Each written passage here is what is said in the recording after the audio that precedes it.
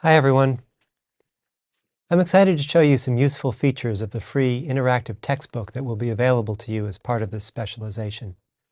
Content in the first 4 courses all track pretty closely to the textbook content, so whichever course you're starting with, you'll want to go through this video to see the important interactive features. You can skip it if you've already seen it in a previous course. The Runestone interactive textbook environment is the brainchild of my friend Brad Miller. I've made a few contributions to both the software environment and especially the textbook over the past 4 years, but Brad deserves almost all the credit. Let's take a look. Each time you visit the Runestone textbook, you'll do so from a Coursera page, like this one, that links to a specific page in the textbook. So I have to click the check mark and then launch the app. It takes me to a textbook page like this one, and I'm automatically logged in. It figured out who I was because I came from Coursera. In the textbook, you'll find text and images, diagrams, but you'll also find some interactive elements. For example, here's what we call an active code window. It's got some code in it, and I can click Save and Run. It'll run and print something out over here in an output window. I can change that code.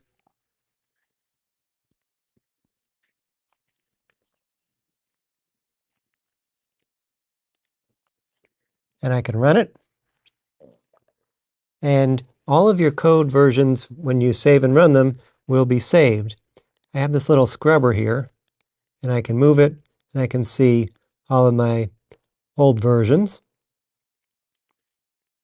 And they're not just saved while this page is open, they're saved permanently. For example, let's reload this page. When the page loads, we're back to the original window contents, but I can click Load History, and then I get the scrubber, and it shows me my last code run. Now, if I rerun a previous version, it won't show in the scrubber as being the latest version. But if I change it, instead of 17, I do 18. Now it becomes the latest version in the history.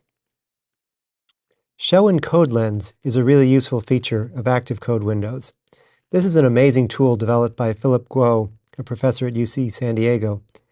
It lets you step through the execution of a program one line at a time. I can click forward, and it'll just show me what happens after one line is executed and the next and the next. I can print out just the first message, and so on.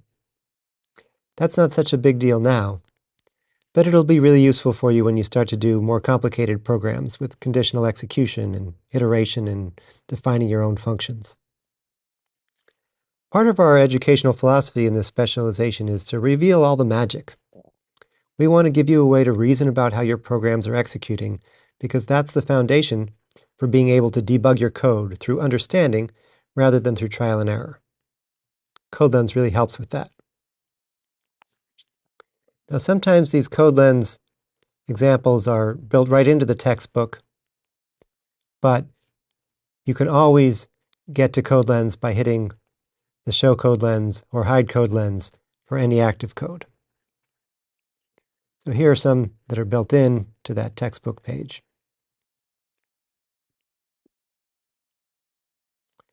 There are also other interactive features. Here's a multiple choice question. You can answer those and get immediate feedback by clicking on Check Me.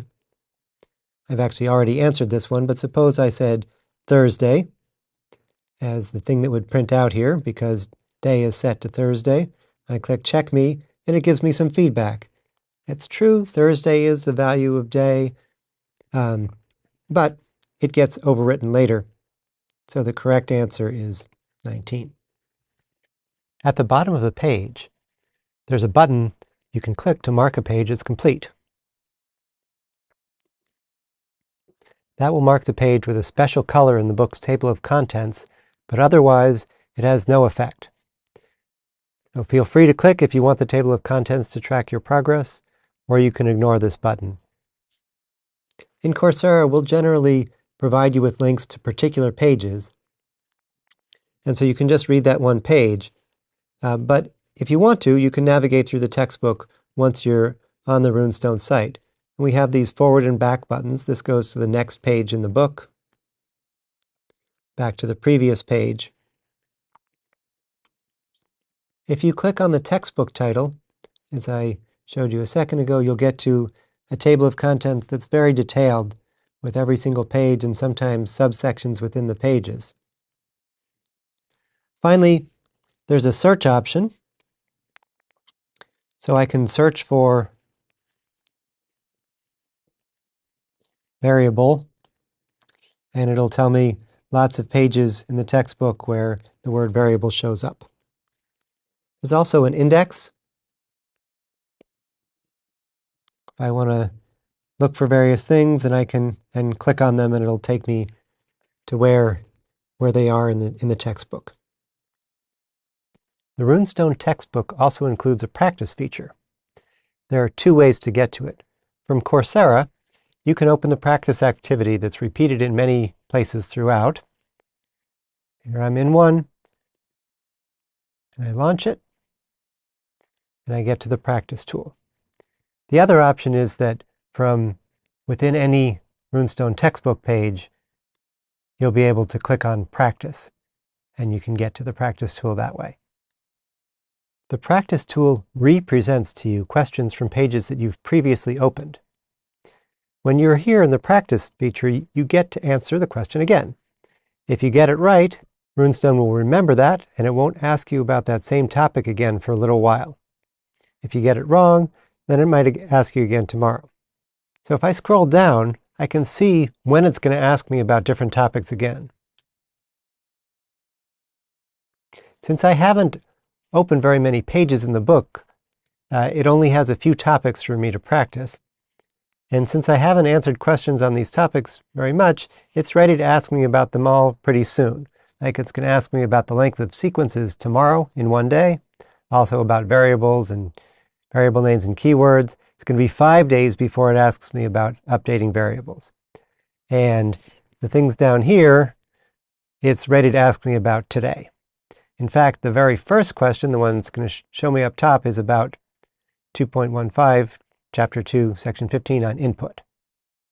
After you've practiced a topic a few times, you'll see a longer and longer interval until it gets asked about again. For example, once before I correctly answered this question, and now it's asking it to me again today. You don't know much Python yet, so let's just assume you know this stuff, and we answer it. Yes, I got it right. And I say done, ask me another question. It asks another question, but I can scroll down and see that input is going to be asked again in 6 days. When they ask me about this again in 6 days, if I get it right again, there'll be an even longer interval before it asks me about that topic again. This practice tool is the brainchild of my doctoral student, Iman Yekezadeh. We made it available to students in our on-campus classes, and those students who used it more did a lot better on the course exams than those who didn't. It was a pretty striking result for me because I'd been monitoring for several years to see whether just spending more time in the textbook had a similar effect on student performance, and it didn't. Using the practice tool really made a difference for students. So now in my on-campus classes, use of this practice tool is required and earns a few points towards the final grade. We even have a system where they earn points for the number of days that they use it rather than the number of questions. That's why you see something at the top of the page saying something about you've earned 3 points out of a possible 50 for 3 days of using this practice tool. For the Coursera courses, it's not required. But based on the results I've seen with our on-campus students, I strongly encourage you to use it a little every day. I think you'll also find it rewarding. Our on-campus students love the fireworks that they get. So here I'm going to answer my 5 questions for today. I got to do 4 more. And a list doesn't just have to have integers. So that was wrong. Let's get it right. And what's going to print here? The 4th character is an H.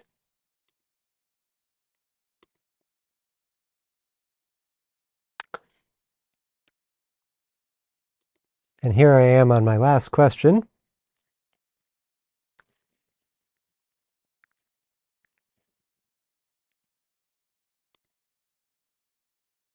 So now I've correctly answered my last question. I'm going to claim my completion point. It says to hold on, and it tells me I've done well. You might have noticed those fireworks.